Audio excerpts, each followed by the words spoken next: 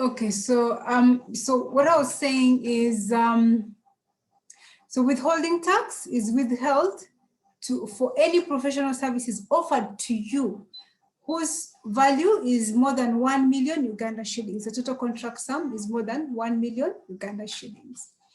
Also, if the person is, some of the services I've already explained to you, professional services which are not limited to architectural, engineering, auditing, consulting, any other professional services qualify for that. Let me just read for you. You can get it from the Act. There's a section of the Income Tax Act, section 119A, withholding tax on professional fees. The section requires deduction of withholding tax from management or professional fees paid to resident professionals. Professional here shall have the same meaning as under section 4.47, namely the resident taxpayer who is in the business of providing medical, dental, architectural, engineering, accounting, legal, or any other professional services. Other professional services shall be limited to persons belonging to a vocation or calling that involves some advanced learning or science with a minimum qualification of a degree, diploma or degree or its equivalent, okay? So those are the people that qualify for withholding tax. And I said for resident is 6%, non-resident it is 15%. Amos, I saw your hand up, yes? You had a question? I was asking about what's the validity of a withholding certificate? What do you mean by what's the validity? For instance, if I fail to use it this year and I get it another year. So the date for which the for instance, person the person never gave it to me and then I get it another year. He gives it to me another year. Yes, so it is from the date when it was issued, not when it was due to be issued. So if they didn't give you last year and you demanded this year, it will be assumed that it was given to you this year. But it shows the period. Yes, it shows the period. It shows the period, but you see now it was not your problem that they did not give it to you. It is their problem. It shows the period, okay. But for me, I go by the date. Because okay. That period, because you need the reference number. You need the reference number on the document for you to claim it, and that reference number cannot be generated when they file the VL, when they file the what? The withholding tax. Okay. Then maybe withholding. Sorry. Maybe also withholding on dividends for nationals and non-nationals. Is it also 15 and 15 for non-residents and 6 for residents? Dividends. For dividends, I'm not dividends. I'm not sure. I have to check that one. I'm not sure about the dividends. Yeah, we can check the income tax and check for that. But I know I know withholding tax for what is that called? Treasury bills. Interest on treasury bills is 20%. It's not 15%. So it's 20%. So you might check that maybe it is actually not 15%. It is actually 20% for the dividends. So just check that, because I know they do that for interest on fixed deposit, interest on treasury bills, and I can't remember those money market things. They charge 20%. You have your hand up, Amos? Oh, okay. You lowered it. Okay, that's fine. Susan Birunji, you have your hand up. I mean, you have unmuted. You're saying something? No, let me mute. Okay. The team from Flip Consultants, they are tax consultants. Blair, what is the withholding tax on dividends and those things? We have tax consultants in this forum, by the way. Now Susan has raised her hand for real. I'm trying to lower it, in fact. Sorry? Oh, you're trying to lower it. I thought you're answering the question. Okay. So anyone from Flip Consultant who is Flip Consultant who is willing to advise Amos? How much is the withholding tax on dividends? Okay.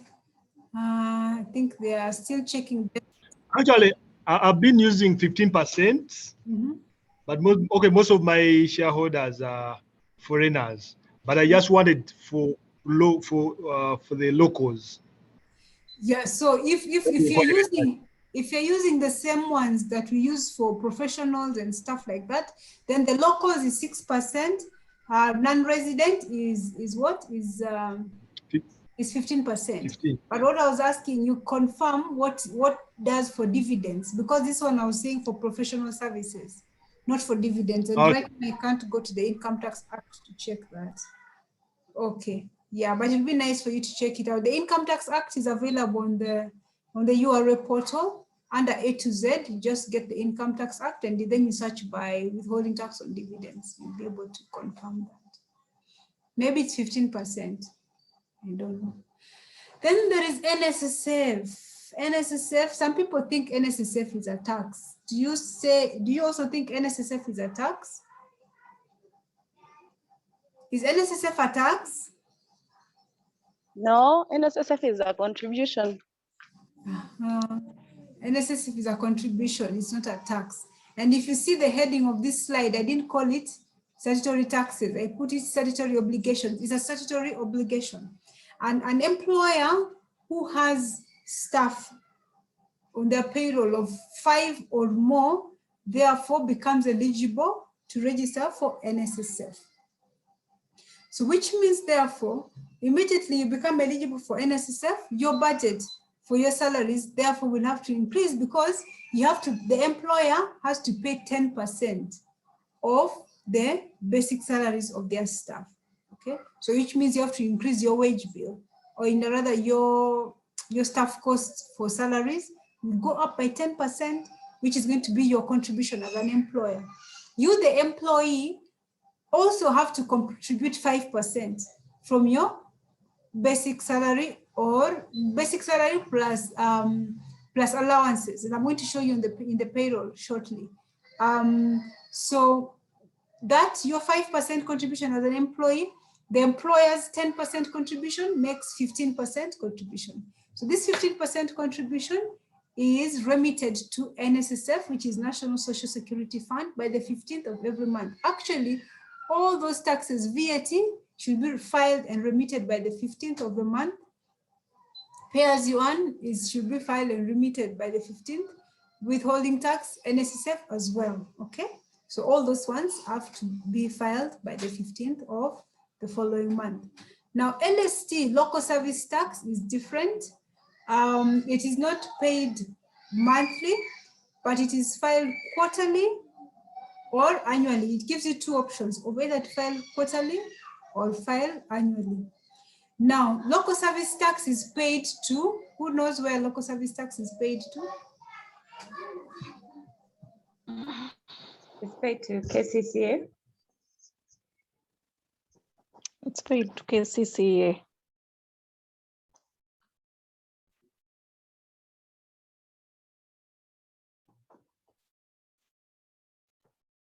Or it's paid to the local government, Yes, depending on the area where you're operating from. Yes, it's paid to KCCA or the local government of your area, okay?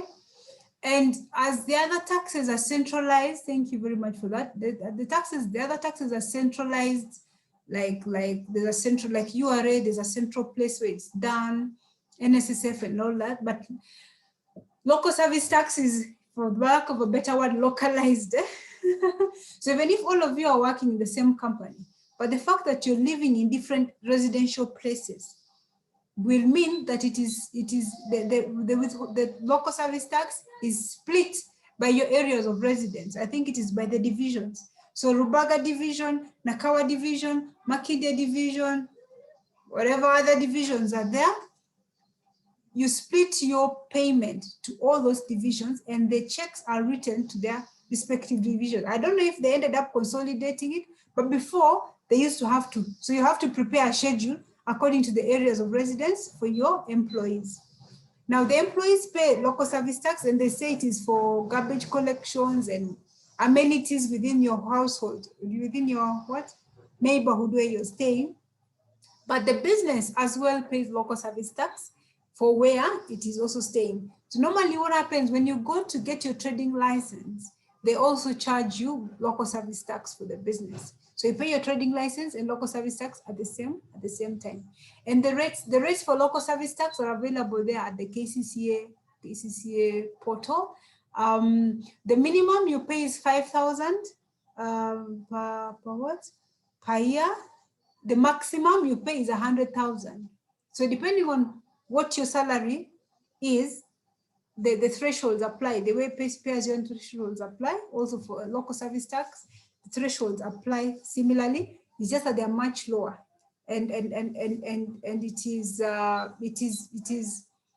is charged on your after tax, after your salary after pay-as-you-earn. Then rental tax, I will not go much into details of the rental tax, but you have to be aware that if you're a landlord, you have to pay rental tax of 20%. I don't know if they have changed it, but it's been 20%. The landlord has to pay that. And you'll notice when you're filing your income tax returns, they have a section there where they ask who is your landlord, what is their TIN number, because it helps them to find out who is this landlord and are they paying their TIN number. The same way also with not withholding tax. You're withholding it from a professional, and what was happening is before you'll find this, they're called briefcase consultants, who do consultancy and not file the taxes for the revenue they have earned. So when you withhold 6% from me, the system already anticipates for me to file the balance of the taxes that have accrued from that assignment, okay? So it is URA's system of knowing who did what professional engagement, and therefore levy taxes to them if they failed to file their own. So you'll find mostly as a consultant, you have to do what? You have to file your individual tax return, which consolidates all your sources of income and then the taxes that are accruing to that. Okay. If you are fully employed, you're an employee, it means once your pay-as-you-earn is filed, you don't have to file any other taxes.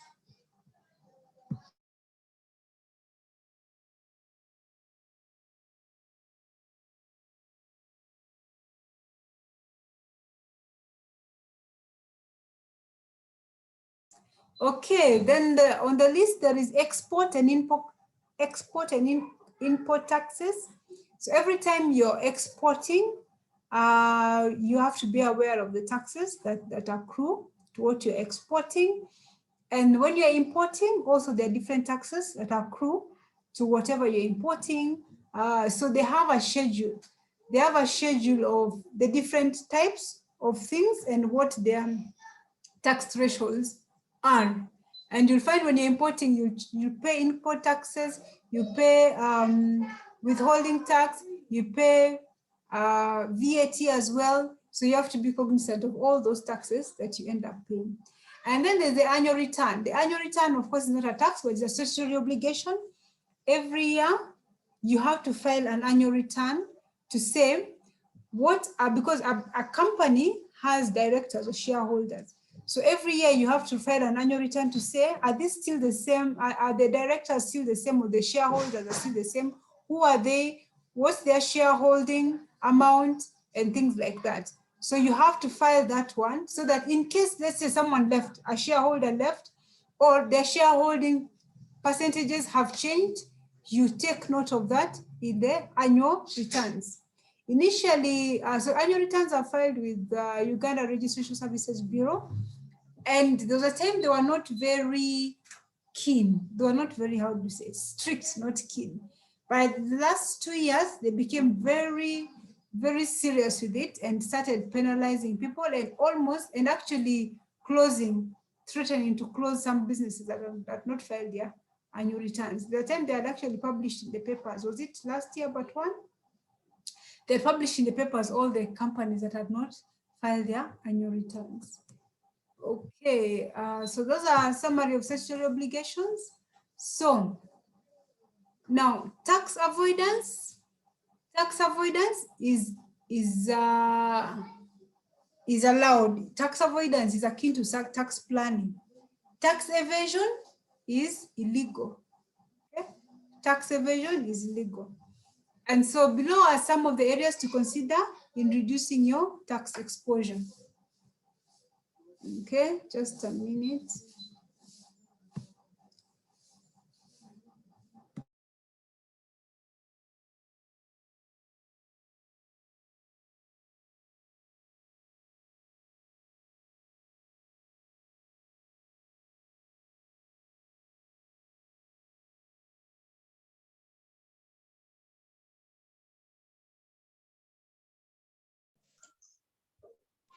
Lilian, you've muted yourself. Yes, I was telling someone to keep quiet, so I had to mute myself. Okay, so below are some of the areas to consider in reducing your tax exposure. You might find sometimes that we do something that someone said, some things we do out of ignorance. We don't know the tax implication of them. And so some of these things I want to highlight so that you are aware of them. If your company is able to offer meals for your employees, please, instead of giving them allowances for meals, please give them what? Give them the actual food. If you give allowances, that becomes a taxable benefit. And I'm going to show you, the, when you do the payroll shortly, I'm going to show you that how the things that accrue to taxable benefits are. So what you would do that is an allowable business expense and is also a tax allowable is for you to have a service provider bringing food to your staff or bringing food for all the staff, and then you pay the service provider. In that case, what happens is it's allowable business expense, and you're not transferring the tax burden to who? To your employees, okay? Because if you give them that 5,000 every month, it means you have an additional money given to them of 130,000 if you're working for, depending on the number of days they work in a month. That means you take them to another tax threshold. So it's better, as long as no one is given special meal more than the other one, if everybody's eating the same meal, then it is not taxable. Or they can have a particular place they eat. Some people have a restaurant where they eat and sign a book, and then you pay once a month. Otherwise, if you give them lunch allowances, just know, if you didn't know, it's a taxable benefit. Medical expenses. If you give your employees medical allowances, it is taxable benefit to them. So how do you go around that? Either one, you pay for their actual medical expense, like they have evidence of a receipt for the medical expense and you refund that one, or you put them in a medical insurance. When you put them in a medical insurance cover, it is not a taxable benefit to your employees, okay? Then company car. If you have a pool car that everybody can use, then that one is not taxable. But if you have a car that no one else can touch it apart from, it's like the car is designated to, let's say, the MD or a salesperson or a particular officer, then it becomes a taxable expense, a taxable benefit rather, to that particular person, okay? Then staff loans and salary advances. The statute provides that if you give a salary loan to your staff of more than 1 million Uganda shillings, then the interest that will have accrued if they got the loan elsewhere is a taxable benefit. Because they're saying someone else will not walk out of the street to come to your company and they get that 1 million loan or whatever million loans there are. So they look at what will have been the standard, the standard rate of interest for that loan in a commercial bank, and then that interest that you have not earned because your employer has not charged you any interest becomes a taxable benefit. But in the event that the employer is charging you an interest, maybe a small interest, then the difference between the standard interest minus your employer's interest, the difference between that is a taxable benefit. So what I'm saying is when you're giving salary loans for more than 1 million, just be aware that they are taxable benefits on the interest foregone. Then there's something people call salary advances, which I find very amusing. I went to this particular company and someone had a salary advance of 15 million that was payable over 1 year. Honestly, is that a salary advance? By the definition of a salary advance is that the month, we're in which month? We're in May. Okay, so we're in May. My salary is due at the end of the month.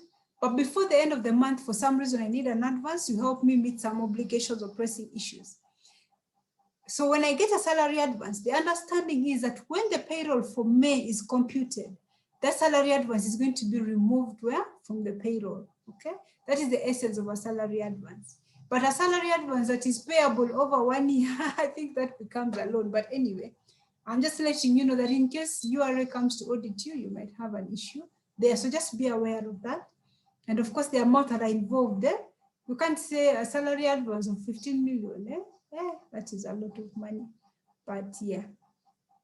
But also it depends on someone's level of, what you say, how much salary they are earning as well. So if someone is earning a salary of 1 million, but you give them a salary advance of 15 million, I see it doesn't make sense. But if someone is earning 30 million or something like that, and you give them a salary advance for 15 million, okay, someone can understand. Okay, then sometimes we have a challenge. Remember I told you about corporation tax? Corporation tax is total income, taxable income minus your expenses, the allowable business expenses, gives you what? The profit for the year. That profit for the year, or taxable income, as they call it, or taxable profit, 30% of it is what is charged as corporation tax. Now, I've seen so many business owners, there's some expenses that they do not put in their businesses. They don't ask for receipts, they forget to record them and things like that. Do you know when you don't record those business expenses, it means therefore your expenses are going to be understated. And what happens when your expenses are understated? Your profit gets overstated. When your profit is overstated, it means you're paying more tax that you could have avoided to pay. Hope you understand that, okay? So some things like, for example, newspaper, quick maths. So if your company, you're buying, the MD, for example, is buying 2 newspapers. I see people who like buying 2 newspapers. They buy Monitor and New Vision every day. How much is the New Vision? How much is Monitor? Quick maths. We're using your phones for the meeting, so you can't check it. How much? You don't know newspapers. You guys don't read newspapers, or you don't buy for someone a newspaper. How much is a newspaper?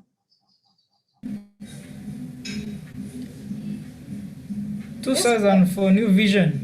And Monitor? I assume it's also 2,000. Yes. So assume that you buy, that is 2,000 per day, and let's say they buy for 30 days. I'm just to make calculations easy, for 30 days, and for how many months in a year? That is 12 months in a year. Okay, that's 1,440,000. So if you omit that 1,440,000 in your what is it called? In your income statement, it means therefore your profit has just gone up by 1,440,000, which means it is contributing to part of the tax you're going to pay. And that is 432 extra tax that you're paying that you would not have otherwise paid if you're recording all your business expenses. I'm just giving an example of a newspaper because that's the common culprit. But what other business expenses are you forgetting to record?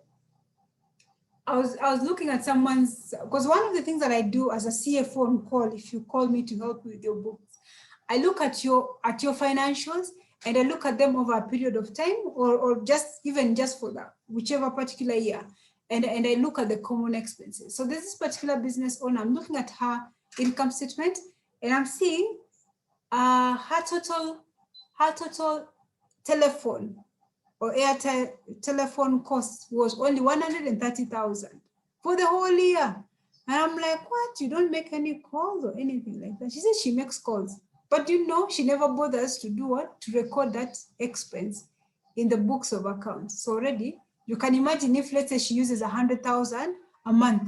So 100,000 a month times 12 months, that's 1.2 million expenses omitted in the books of accounts. Then this same particular business person, I'm seeing the fuel expenses was 260,000 for the whole year. I'm like, do you stay where your office is? Because I didn't know where her office is. I'd never gone to her office before. So we're just having a virtual meeting and she shared her books online. And so I asked her, so where your office? Do you work from home? She says she doesn't work from home because if you're working from home, you don't need any transport really. So she said, no, she didn't work from home. What is it called? Her office was in town, and she stays in where? I don't remember, Achira or something like that. Yeah. But you can't use fuel of 260,000 for a whole year.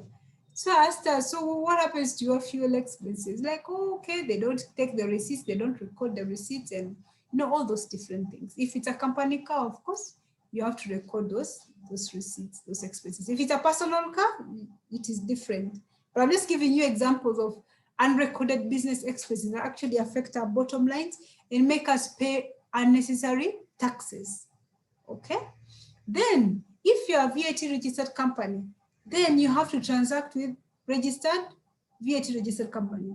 Assuming that someone gives you a quotation, one person gives you a quotation of how much, let's say you're buying stationery, and someone gives you a quotation,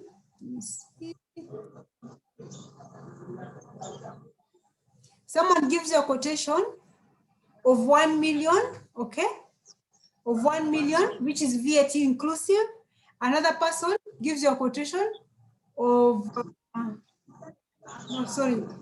gives you a quotation of 1,010,000 VAT inclusive.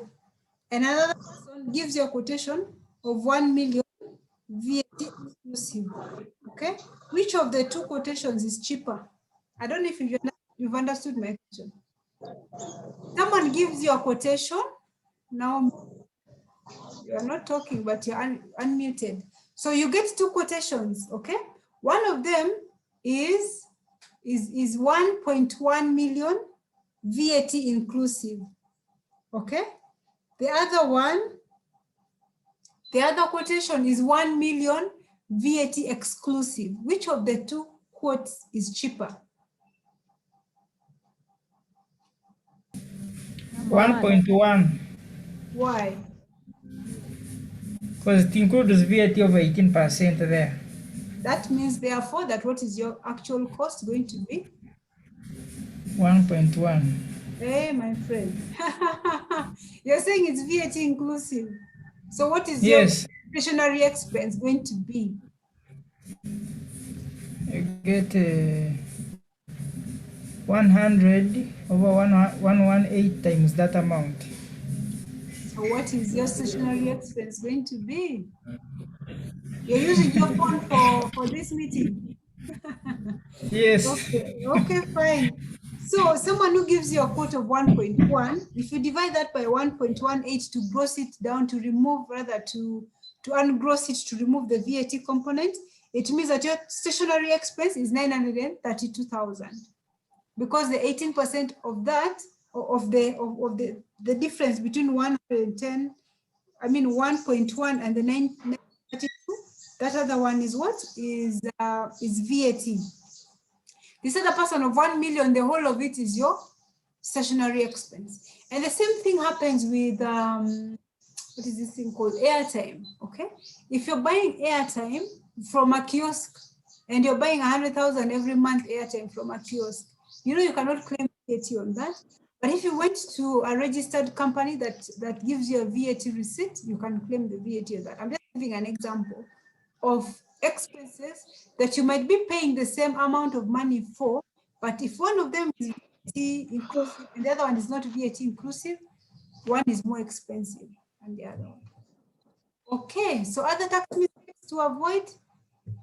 When you file audited accounts, please check that the VAT that you filed from your total, the turnover that you have, is the same turnover that was filed in your VAT. I've seen many times what happens is someone's turnover that they have recorded in their audited books is different from the turnover that they have filed in VAT. And then that brings what? Brings a problem with URA as well. Then salaries. You find that the salaries that were filed for pay as you earn is different. When they go to file their audited financials, they find that total salary expense is more than the pay as you earn that was paid. Amos, you have a question? I think it can happen where your turnover, the VAT on turnover doesn't correspond with your turnover in the financials. Some of us deal in exempt supplies and standard supplies. So you find that we have the bulk of our sales into the exempt bracket. So we've had many instances where URA comes to us, your sales are not corresponding, and we have backups to that effect. Yeah. So you'll find that they expect the VAT figure to be high and they see it low. But when you go to our filings, we usually put the exempt supplies with the standard supplies. Okay. Yes. So you see now you have an explanation, and you'll find that when you're filing the return, you're filing both of them. You're putting this amount of sales is exempt. This other one is what is standard rated. Okay. And so at the end of the day, still they will be able to look from your filing that what you filed is corresponding with what the taxes that you are liable for. But you find some people, they do not, I don't know how to explain it. They do not have a backup where you have, they don't have exempt supplies. All of their things are standard rated, but there's a difference between what they have filed and what has been paid. Okay, so it's good to have a backup to justify why you've done what you've done. Then total salaries, yes, salaries I've already explained that as well. There's some people who don't put some people on the on the payroll, but they forget, and they still track them in their salary expense account.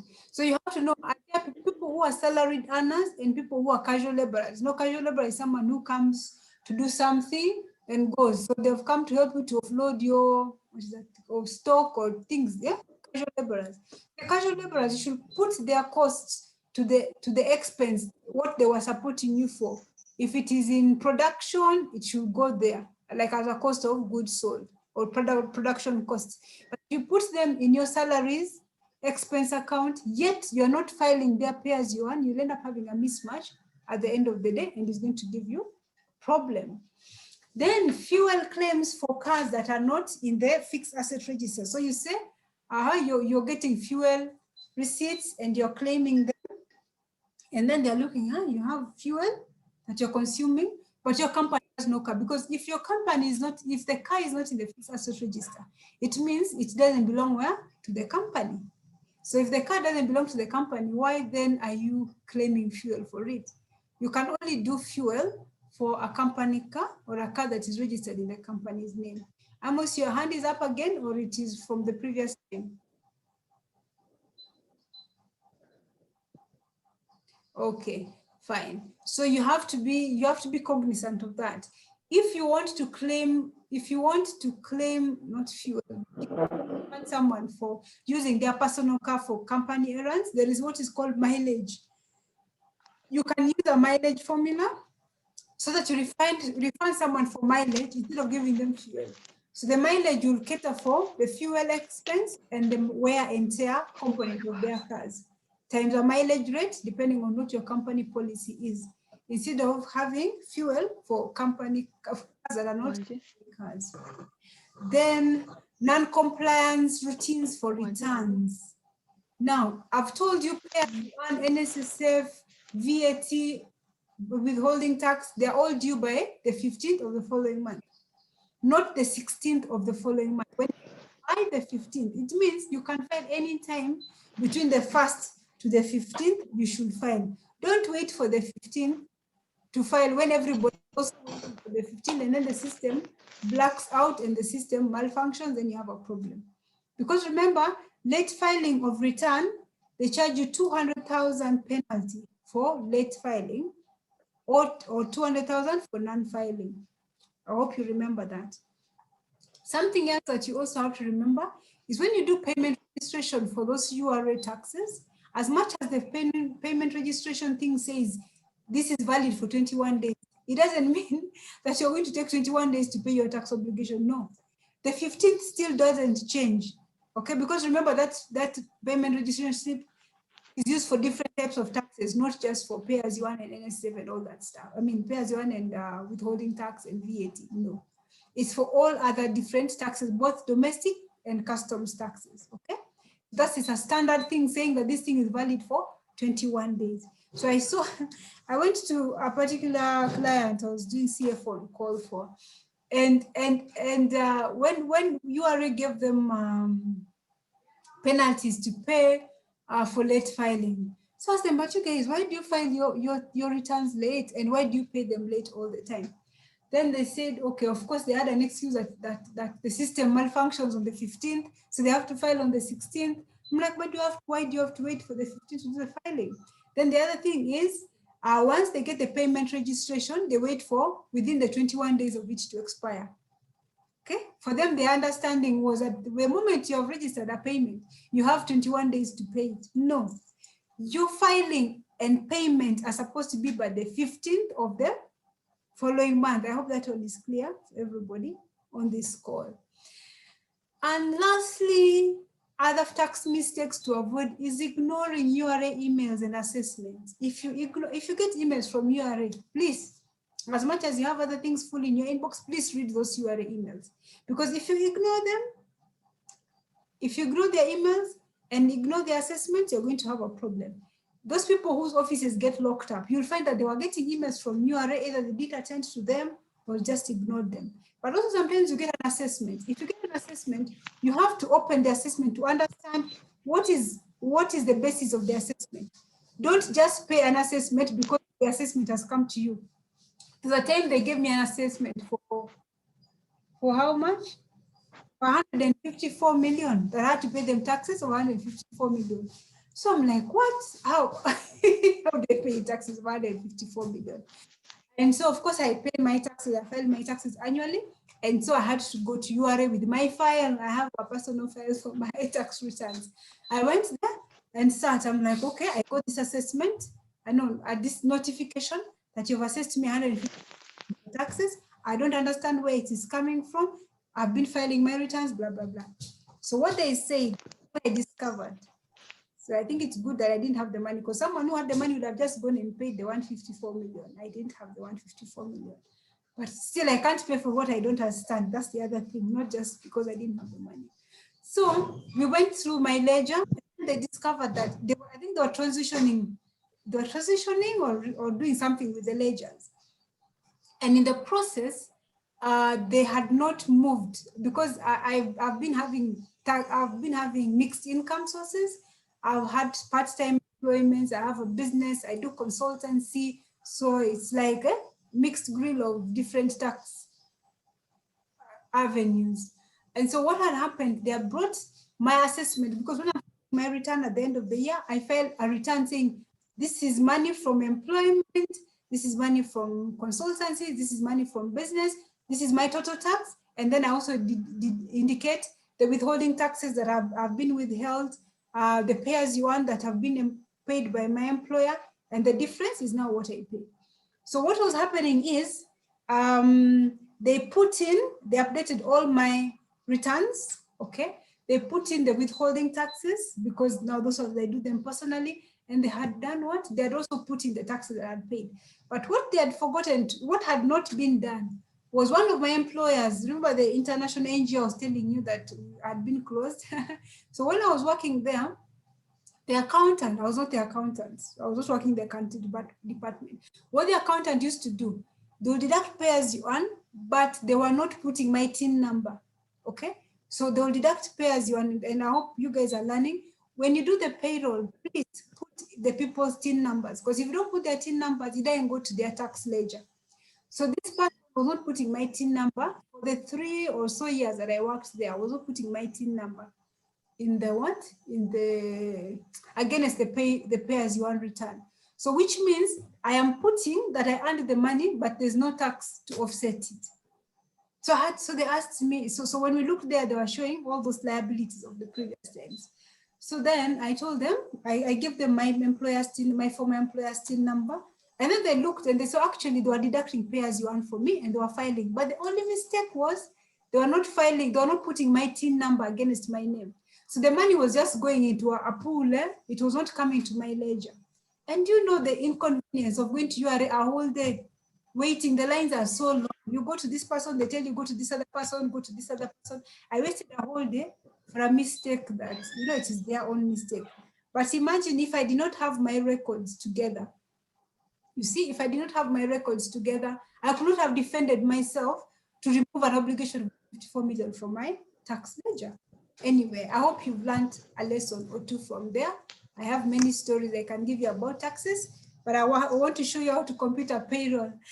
But yes, so we might have made many tax mistakes, but as much as no one can go back and make a brand new start, I mean, it's already gone under the water, has gone under the bridge.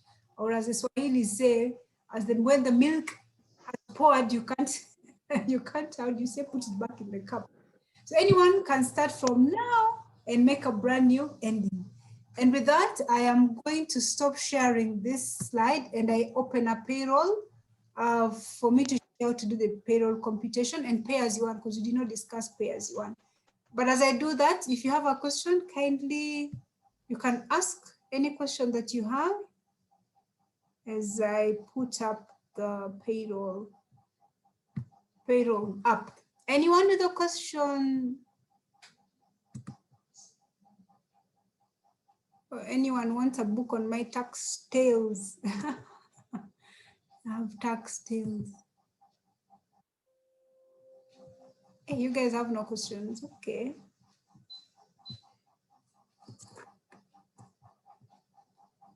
No questions at all? I mean, everything was clear or everything was confusing? Which one? Which C? Clear or confusing? Everything was clear. Oh, that's encouraging then. Okay, so Amos, your hand is up or from previously? I was saying everything was clear. Okay, thank you. So I hope you're seeing a screen with figures on it, a spreadsheet.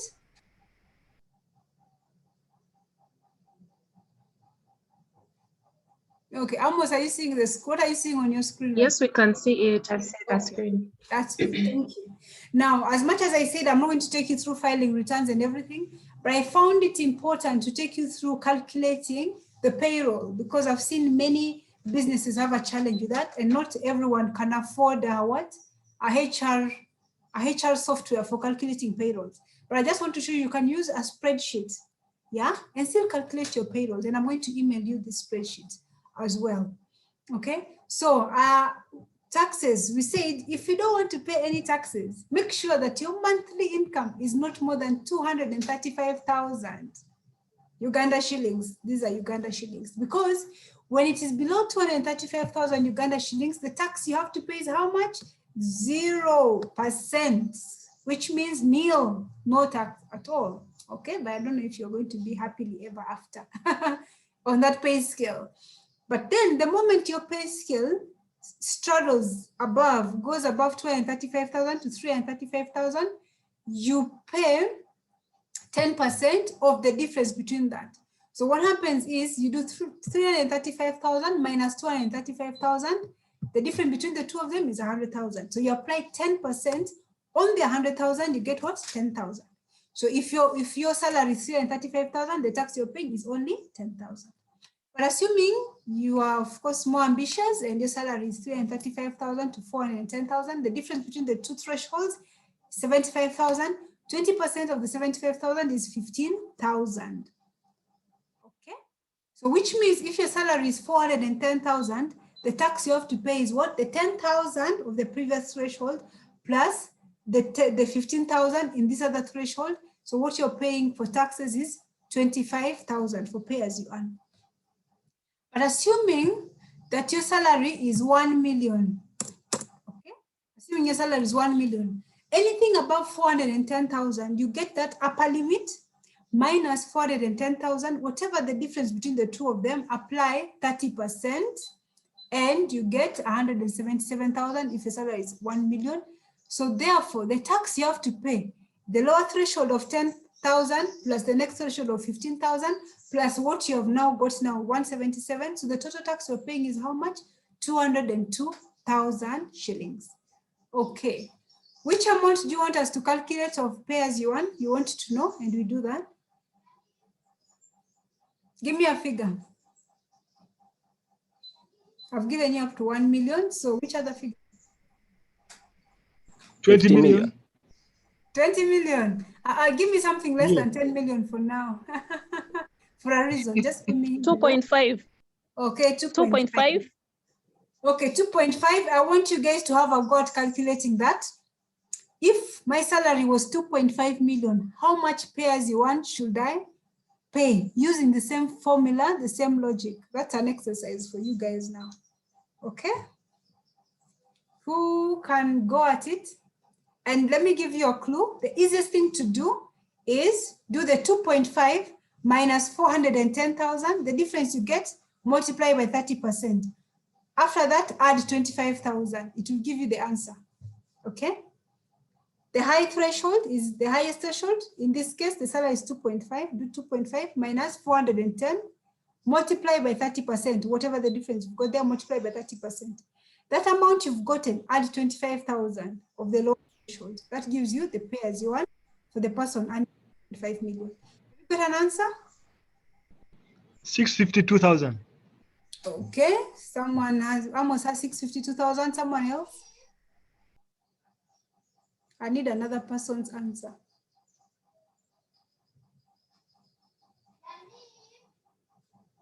Brian, are you there? What is the answer?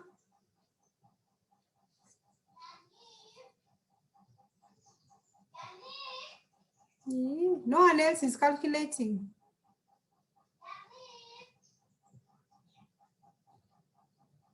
I've given you a clue. 2.5 million minus 410,000.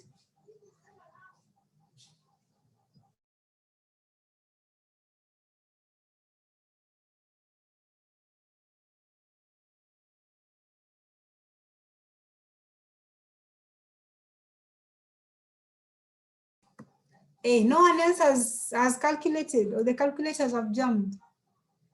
2.5 minus 410,000, what do you get? Yes, 652. You get 652. Okay, thank you, Winnie. So, okay, so now in this step, it's easy. You just come and put in 2,500,000. Okay, oh, that's 250. 2,500,000. Okay, so you get the difference between that is 2,090,000. Apply 30% on that, you get 627 plus the 25,000 gives you 652. Okay. On the chart, someone had, Irene 652. Hey, Susan, where did you get 752 from? Susan, tell us. Susan, how did you get 752? 762, 700. Okay, fine. Oh, sorry, ignore this yellow line down here. It is for another reason. So now, so the person who wanted to know how much 20 million is, before we go to 20 million, now the tax, whatever, the tax act or whatever it is called, when your salary goes beyond 10 million, any amount above the 10 million, what happens is every extra million above the 10 million, they apply another 10%. Okay? Yes? So assuming someone's salary is how much? Is 20 million, as you asked. So we put 20 million.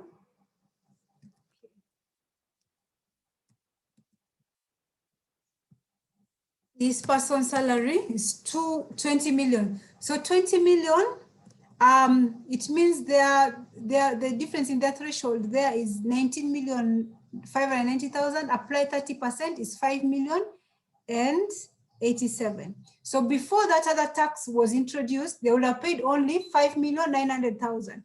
But now, every amount above 10 million, you have to pay 10%. So what is the amount above 10 million? So you do 20 million. The difference between 20 million and 10 million is 10 million. So you apply another 10% on the 10 million. So the tax this person is going to pay is an extra 1 million. So what they're going to pay, the person earning 20 million is going to pay a salary of 6,902,000. Amos, have you seen it? The more you earn, the more you pay.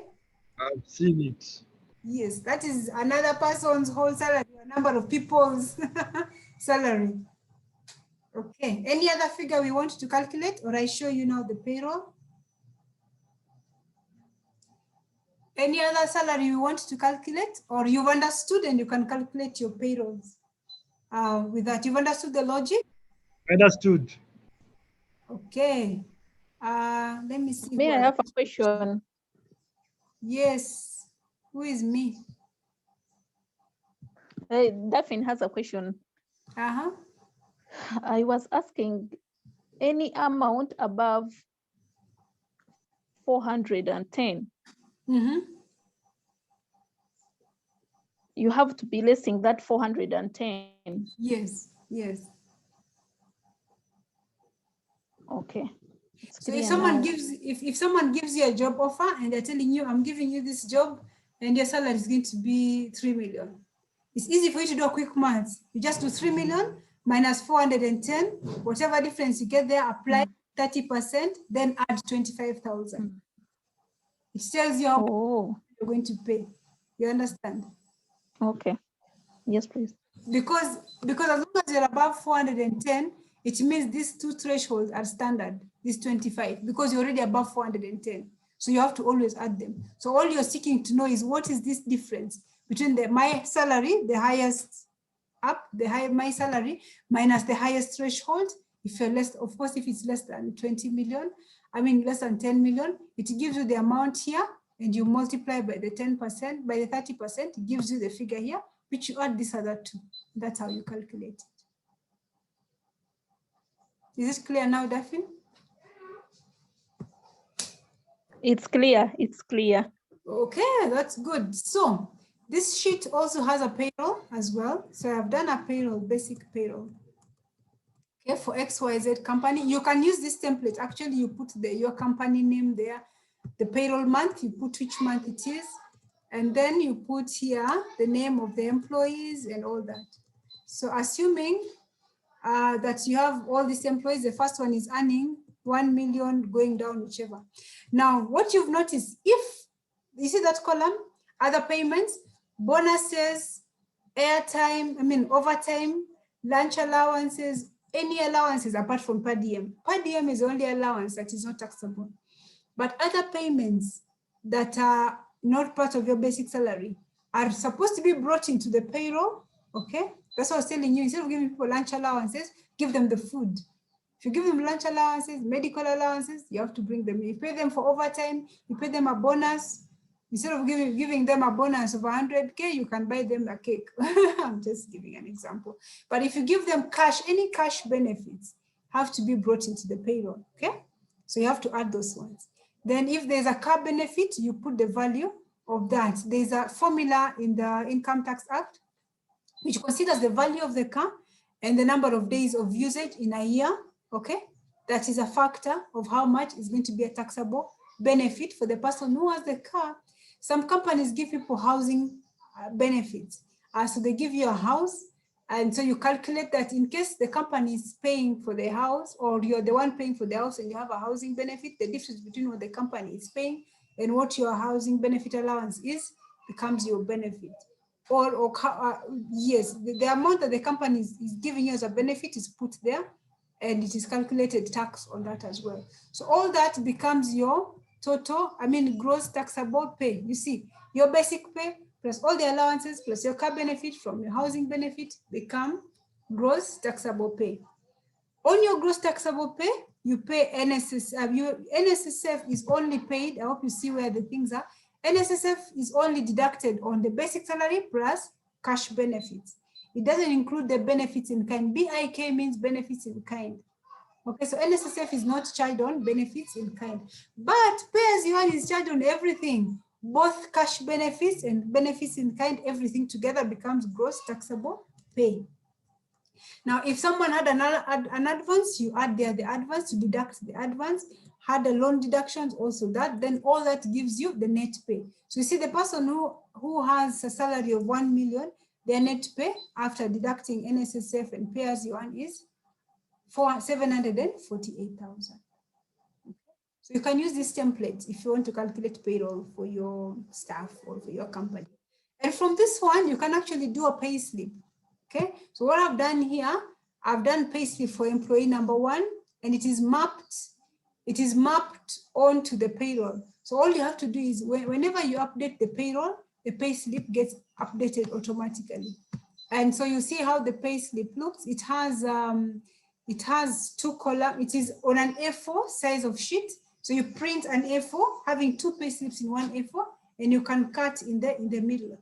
I think I developed this one like this spreadsheet. I did it more than 17 years, more than 15 years ago. And I keep on using it for my clients, and I find it easy for them to use. So I've done for 2. I've done for, you can just map them. You just link this. You can see the formula. This is equal to payroll B9. That's where it's getting the information from. This one is getting information from the payroll sheet C9, cell C9, like that. So I've done for employee number 1 and employee number 10.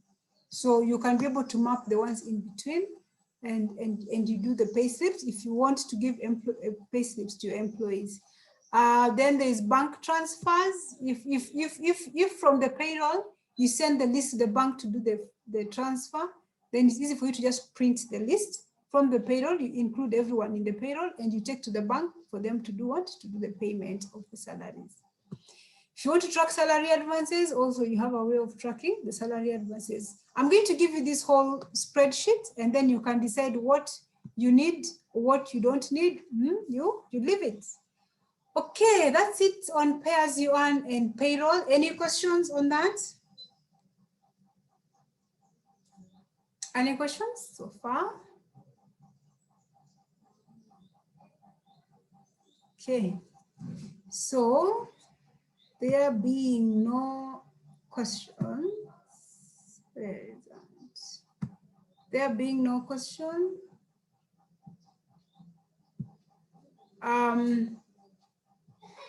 this is where we had stopped earlier. Okay, so if you have no questions, I think we can call it, did I just close it? Okay, I think I closed my slide. Okay, so if you have no questions, today is the last session for Accountancy 360. Yes, so I'll be happy to get your takeaways. Any positive takeaways or anything that you think we can improve on for the next cohort, we'll be happy to do what? We'll be happy to know, and we'll be happy to know know that, so that we can continue making the training better. And as I said, we have the journey to the personal financial training coming up end of this month. And so if anyone is interested, you can let me know. And I send you the registration link for that one as well. Okay, I don't know why I'm failing to share this. Yes, so as I'd said before, yeah, so today we did this, the taxation. And as I said, though no one can go back and make a brand new start, no one can. I mean, anyone can start from now and make a brand new ending.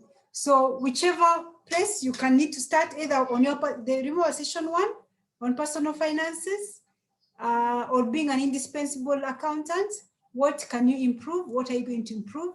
On session 2, we did the financial dashboard. Do you now have a dashboard for your company? Are you able to prepare a financial dashboard for your company? Are you able to understand financial statements for your company. Actually, let me just show you something about that as well. And then for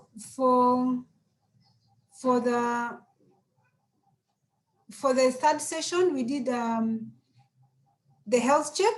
Have you done a health check for your company? How healthy is your company doing? The other one is the internal controls.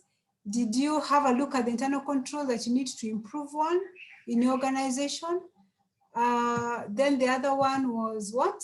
Today is the tax compliance, which I'm hoping you have gained a thing or two or something that you're going to improve on. I just want to share with you something. I don't know if you're seeing, I don't know which screen you're seeing now. Let me just stop that and then show you this screen. Okay. One of the things that I'm hoping that you'll have gotten from this is I shall run finance for non-finance managers training. If you're reading a financial if you're reading financial reports, if you're reading financial reports, some of the things that you have to ask yourself, some questions you have to ask yourself. If you're looking at audited financial statements, you look at how long ago was the last audit conducted and what was the opinion in the audit report? Was it qualified or unqualified? If it is unqualified, it means that it was fine. If it was qualified, it means there are issues that need to be sorted out. Balance sheets, does the organization have enough money? When you look at a balance sheet for your organization, when you do a balance sheet or for a client, you look, does the organization have enough money to pay for immediate things? Does it have ready cash, like in cash at hand, to be able to offset the debts or creditors? How long can the organization, remember the survival ratio we talked about? How long can the organization survive if the funds drive?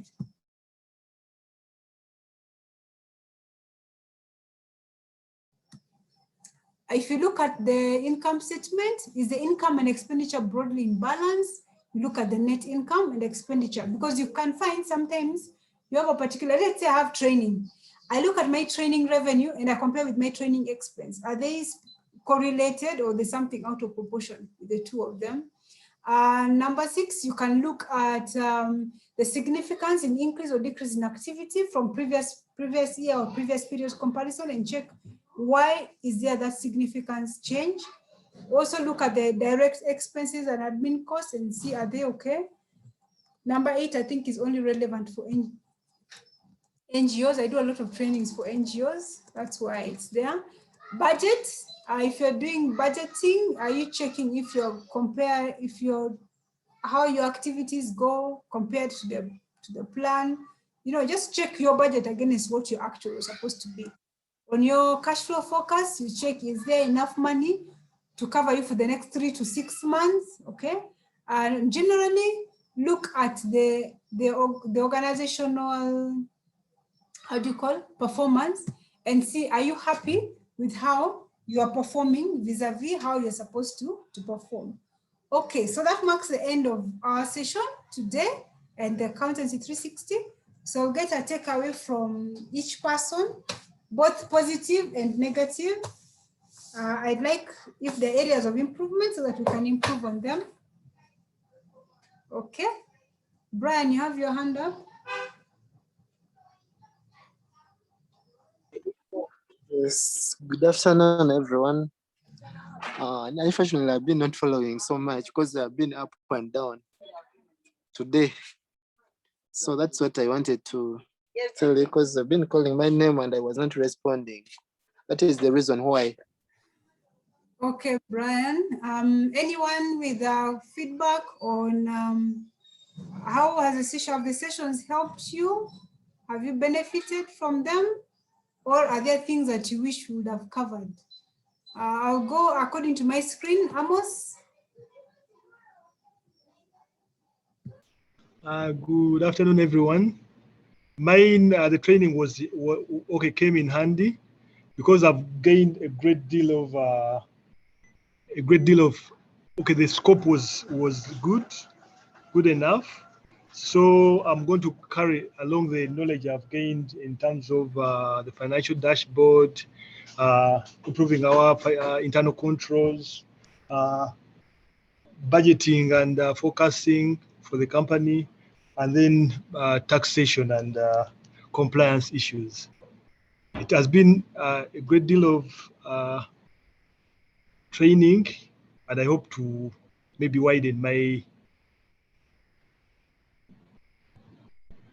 to my team members. Okay, thank you. And we missed you for 2 sessions. I hope you caught up with the notes.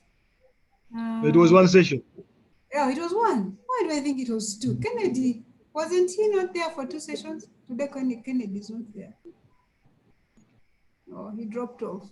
I don't know why I thought it was 2 sessions. Okay, fine. Thank you for attending the Accountancy 360. Irene?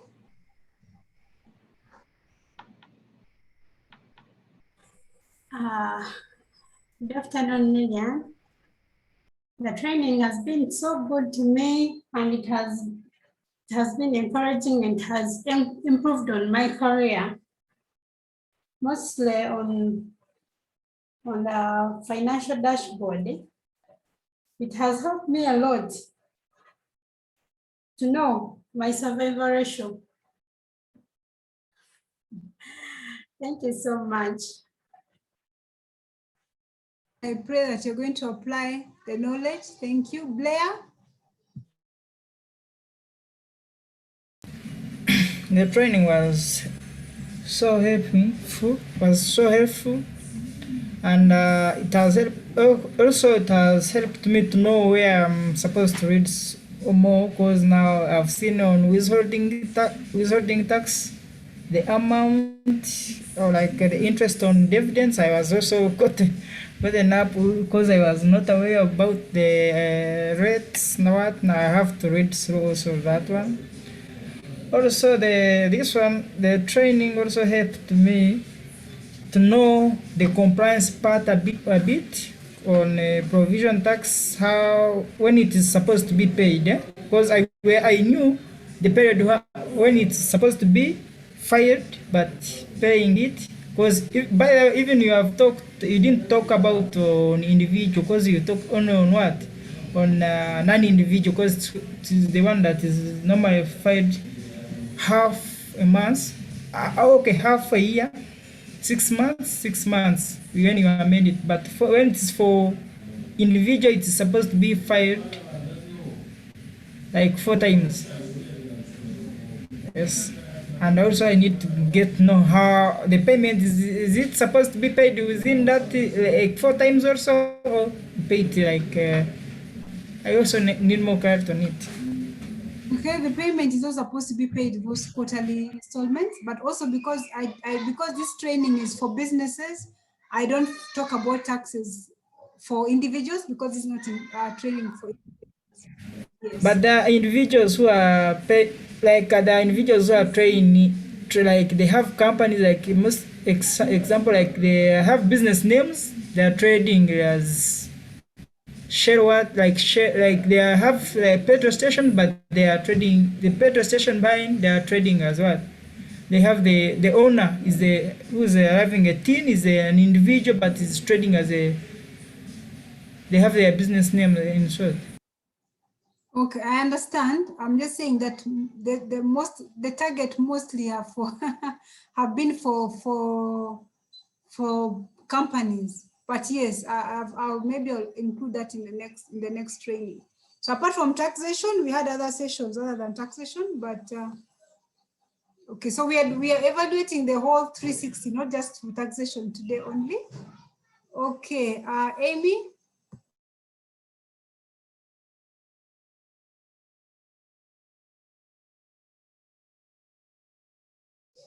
Amy, are you there?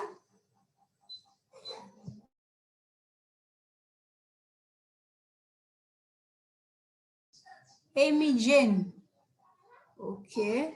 Winnie Kobusinje. Good afternoon, everyone. Good afternoon. Thank you so much, Lilian. The sessions have been very, very informative, good reminders maybe of those areas where sometimes you find yourself maybe some areas you've really not been practicing them. Say maybe, for example, there is maybe a different team doing budgeting and maybe you've been focusing on other areas. So it really came in handy for me to remind me of those areas which I've not been practicing, and it has been really a broad and informative all around, like it is 360. So thank you so much. I've learned a lot, and in case my resources allow, I hope to also join the personal finance one. So thank you so much. Okay, you're welcome, Winnie. Baguma Christine. Good afternoon, everyone. So for me, yes, for me, I've picked 3 things. First of all, the basic accounting. Right now, I think I know what I need to expand more on my accounting. Then in terms of the organization, like where we work, the health checks, what we need to improve on in how we interact with one another. Then also the areas that we need to improve in terms of how the organization operates. Then the third bit of it is the tax. I promise I'm going to read more about the tax bit of it, withholding tax. Yes, to expand on my knowledge. Thank you so much for the session. You're welcome. Daphne.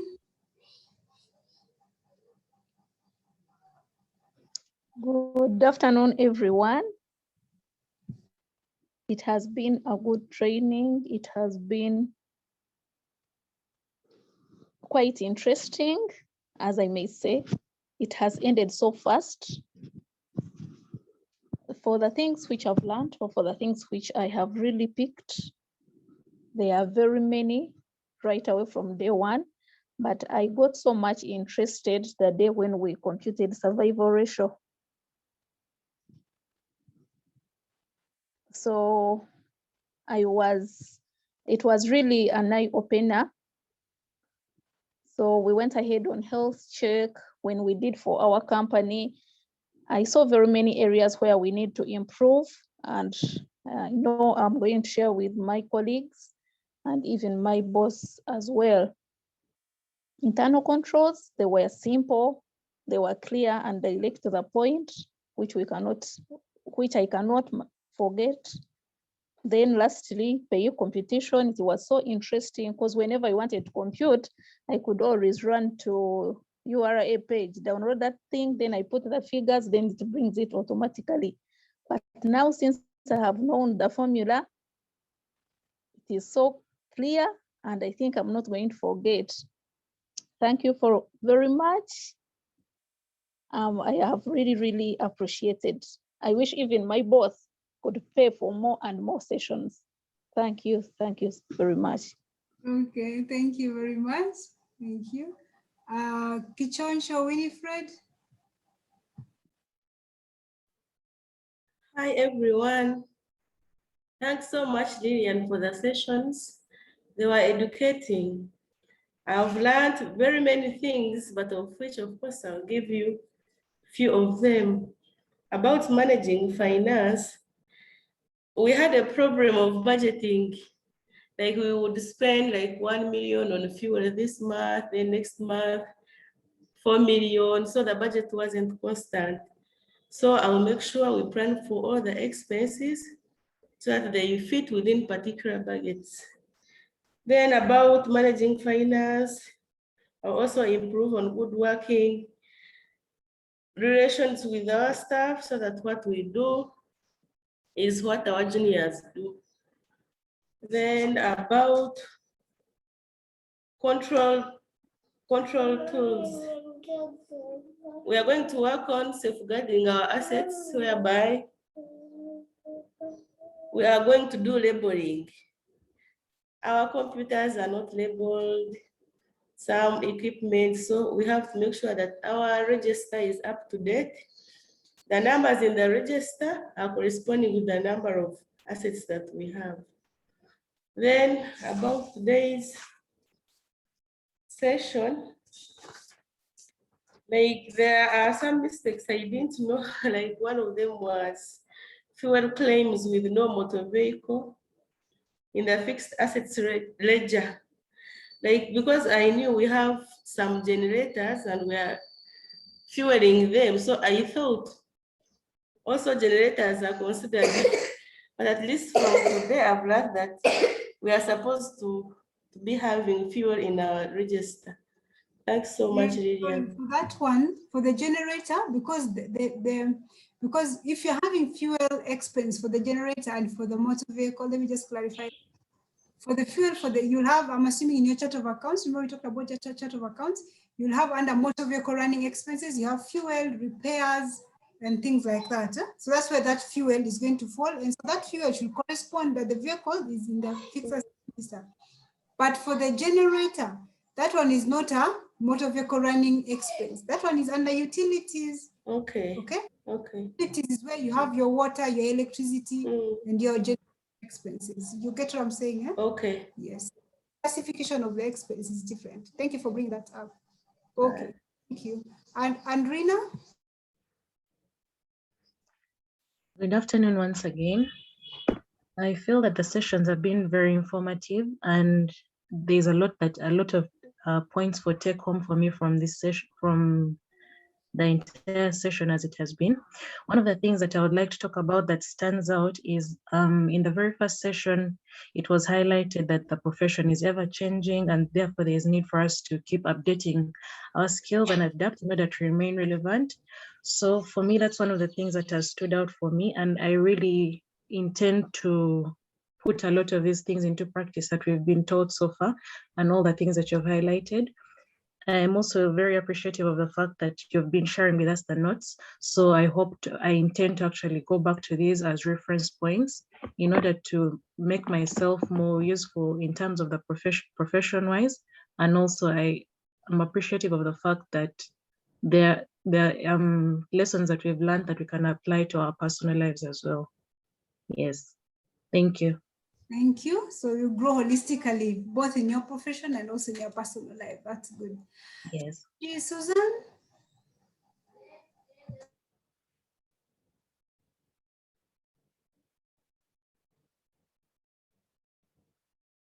Susan, are you able to talk or no?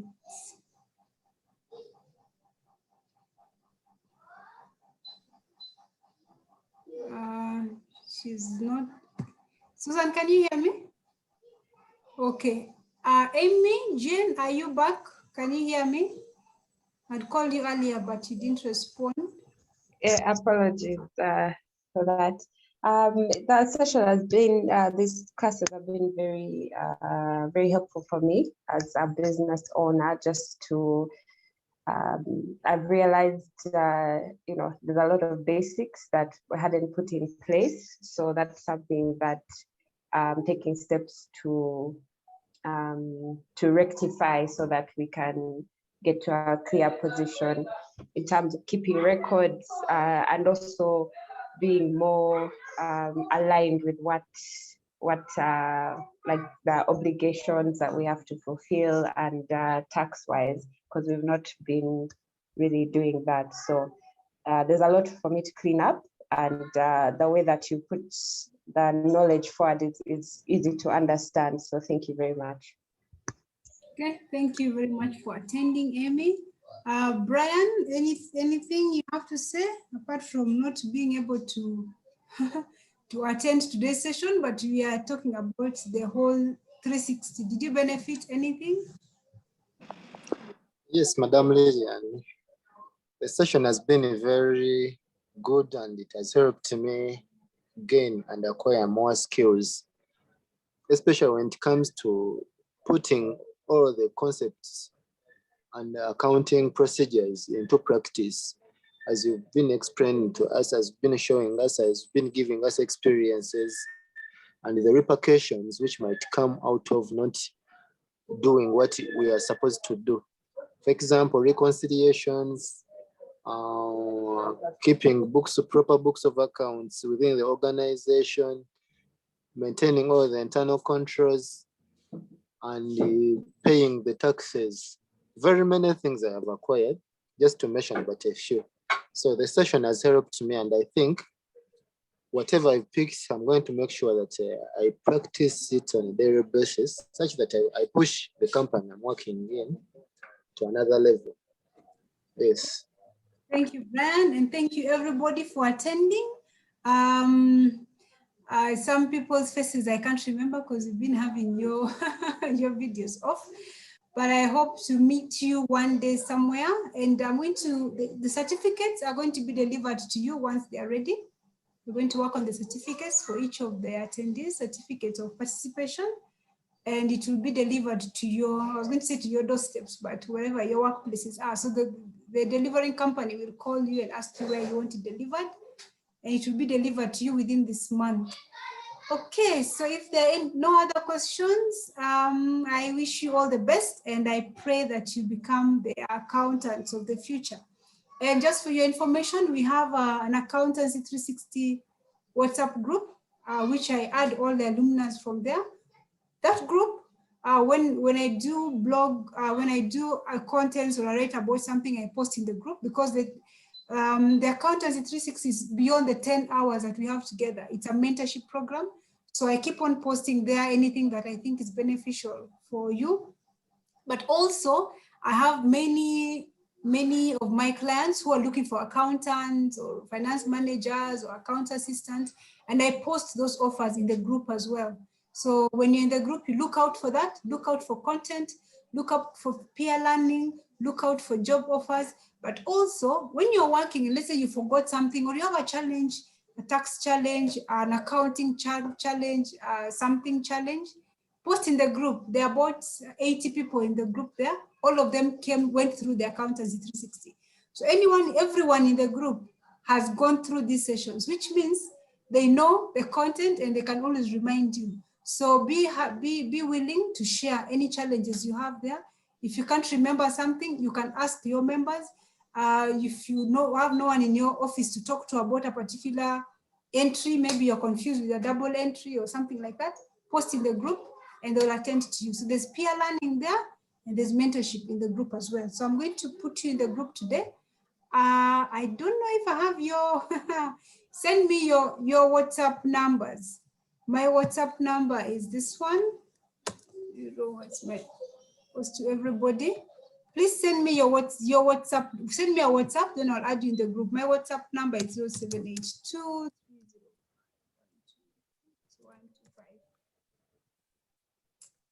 0782 305 125.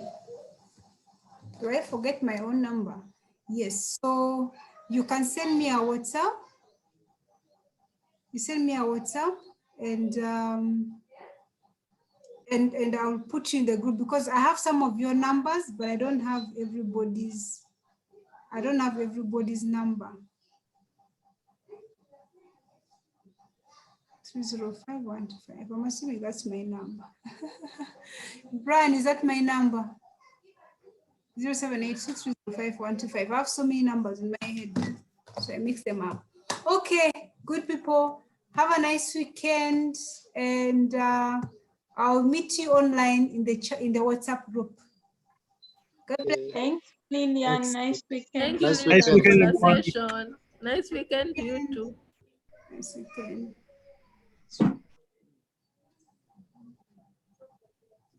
Nice weekend, everyone. Nice weekend. Nice weekend. Nice weekend.